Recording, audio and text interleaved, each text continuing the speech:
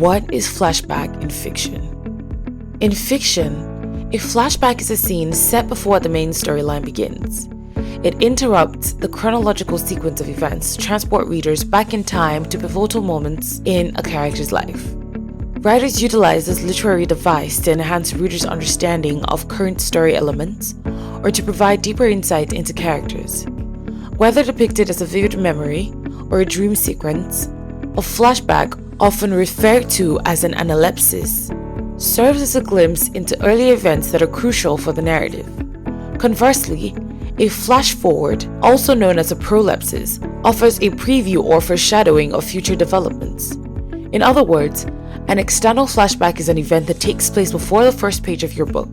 An internal flashback is a throwback to something from earlier in your book that the readers have already seen once before. 4 ways to use flashback in your writing. Flashbacks can either be a quick dip into the past or a larger narrative thread within a story. Taking readers out of the present time to learn about an earlier event can help a writer tell a story in a non-linear style. Approaching short story or novel writing in this way can make the narrative more interesting. Flashbacks can have several other important functions in literature. Number 1. Flashbacks aid character development. Diving into a character's past, even momentarily, is a way for writers to convey background information that supports the main storyline. Writing flashbacks can provide insight into the main character's motivations for the decisions they make and actions they take.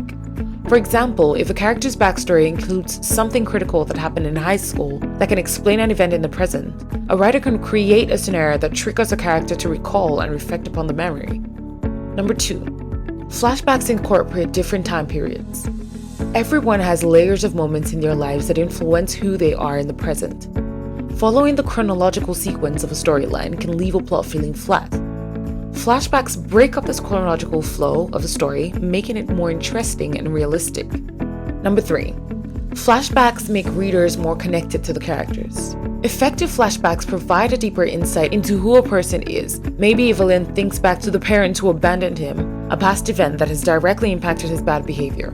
Though readers might not excuse the character's actions based on his past experiences, the flashback helps them feel empathy and make sense of the antagonist's behavior. Number 4. Flashbacks can explain the current conflict.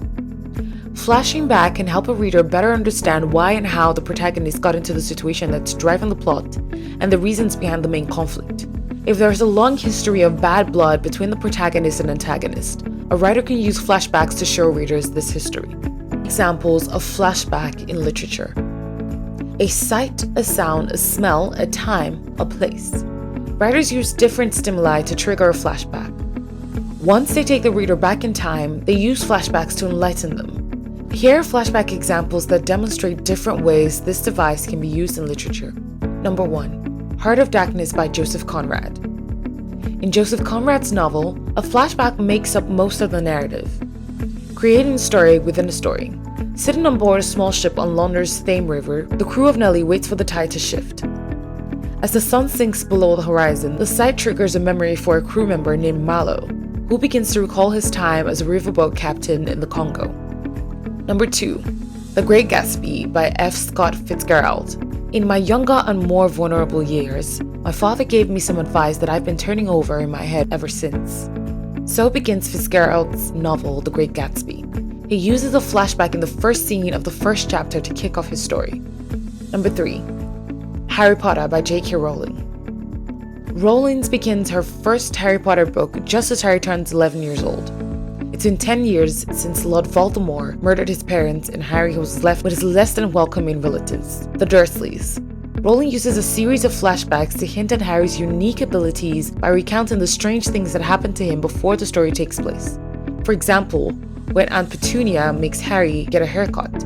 He wakes up the next morning to find his hair has grown back to where it was.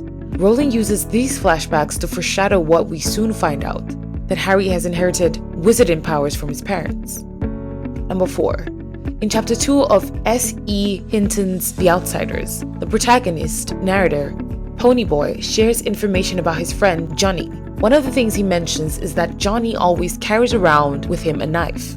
Ponyboy uses a flashback to tell the story about the time Johnny was beaten by a rival gang. He includes feelings of the people involved and helps set up the background conflict between the two gangs in the story. This also gives readers an understanding for why Johnny carries around a knife. By paying careful attention to each of these examples and explanations, you can find yourself easily employing flashbacks in your writing. You can grab a copy of my published novel, A Billionaire's Guide to Betting the Enemy, for free by clicking on the link below. Watch out for my next book, The Billionaire's Redemption, that will be released this month of October. If you found this video helpful, leave a comment. Don't forget to like, subscribe, and share. And be sure to turn on post notifications so you're the first to know when there's a new video. Be sure to catch up on previous videos too. Happy writing!